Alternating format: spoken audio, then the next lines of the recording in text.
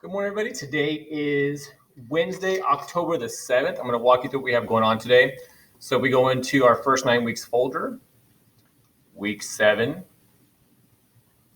go into Wednesday's folder.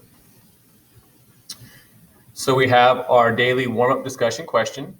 It says, what matters most to you in a friendship? So what are some things that matters most to you? For me, it would have to be honesty, loyalty, and dependability. Those are things that matter most to me in a friendship.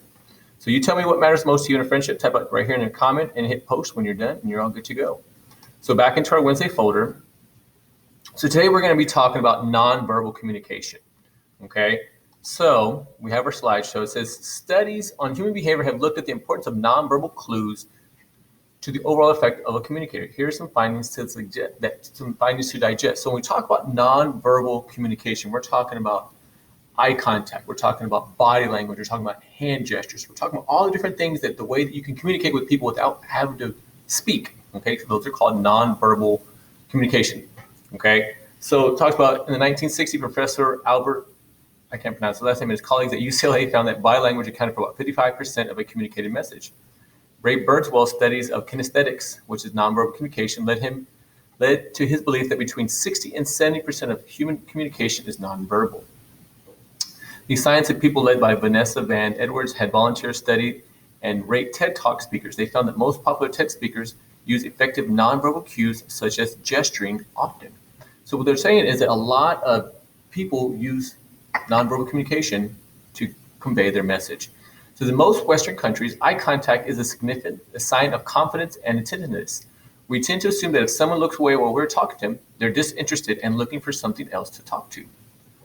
Using eye contact to enhance communication. Try to make eye contact with each audience member, or shift your focus to different areas of the room frequently.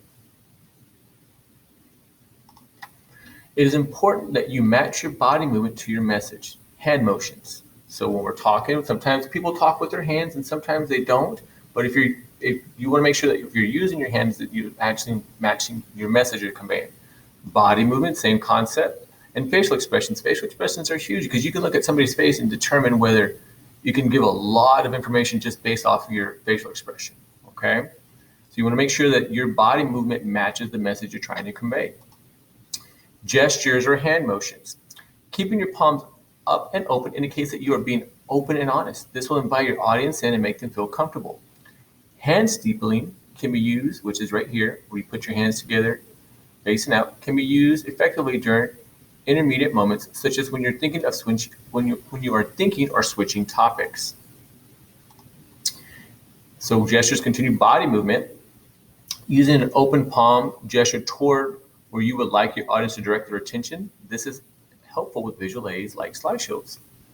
So after making a key point, you may choose to pause and then nod your head to add emphasis to that point. You may notice the audience begin to nod their head along with you. So you can nod yes or shake your head no.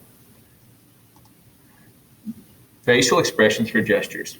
Use facial expressions that match the tone of the message you are presenting to your audience. The total weight of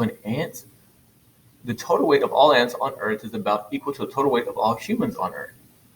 Your nasal membrane produces nearly 2 gallons of snot each week.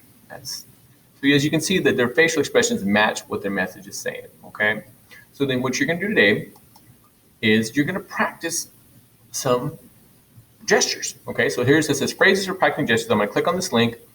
It's going to force you to make a copy. It says phrases for practicing gestures.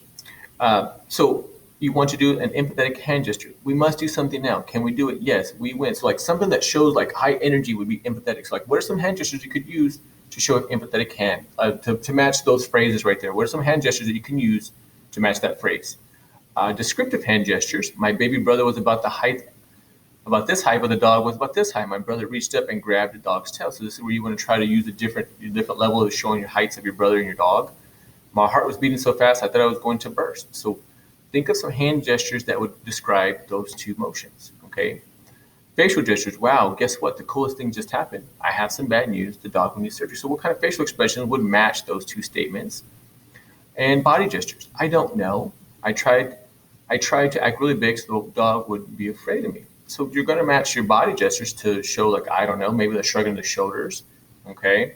And I try to act really big, maybe throw your hands up. So whatever kind of body gestures, facial expressions, or facial gestures, or descriptive hand gestures, that's what we're going to practice today. All you're going to do is just practice. I'd go in front of a mirror and just kind of see if you can match the body gesture and somebody could actually tell what you're trying to tell them, okay? We're going to practice that in class with everybody here that's live. So I want you to do the same thing, but just practice in front of a mirror. See if you could just, without reading that statement out loud, see if you can find a body gesture that will match that particular phrase. All right.